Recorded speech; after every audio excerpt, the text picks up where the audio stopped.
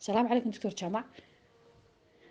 walaal horta dawadan dawa dhaqameedka ah gaar ahaan doctor jaamac tan aad adiga iibinayso aad baan anigu horta runtii ugu bogay. dumarkeenana waxaan kula talin lahaa inay isticmaalaan baasha sonkorta la dhahdo. Imka dadkii aad bay ugu cabanayaan oo haysaa rag iyo dumarba, gaar ahaan dumarka kale de hooyo oo kale iskaga dhiban oo qof maaragtay iyadu warshada wax soo saar oo dee ubadkii dhalaysa. marka walaalo anigu aad baan ugu bogay.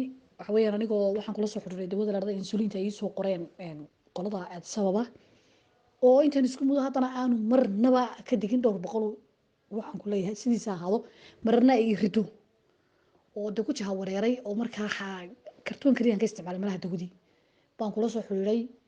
maalintiiba waxaan ku leeyahay sonkortii levelkeedii cadikeed ku laabatay aan dawada isticmaaladii soo dirtay fadliga ilaahay khayr allah ku siiyo. dawadii waxaan ku leeyahay anigoo wax walba cunay oo isticmaalay wixii dadku ay cunayeen ayuu 140 120 noqon jiray, mararka qaarkood 110 115 oo dee leefaladii caadiga ayd ku celisay ku dejisay. insulintii la iga soo qoray sabab ay tiirgasa midna waxba igama jireen. marka waxa weeyaan walaal dawa dhireedkaas anigu waxaan kula talin lahaa inay u leexdaan dadku. ilaahayna ku caafiyo insha allah. intaan aan ka aragnayna khayr bay hayd iyo wanaaggaas aan kasoo sheekeeyey.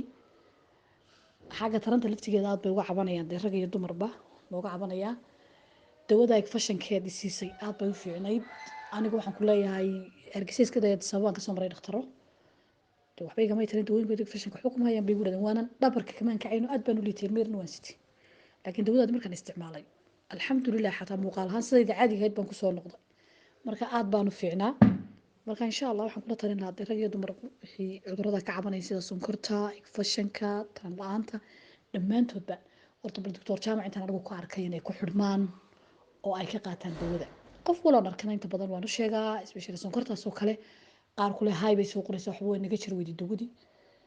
marka walaal khayr allah ku siiyo. aan waxaan oran karaa dawaad adigu ku guuleysatay weligii ma arag baa dawa asaas sonkorta u dejinaysa.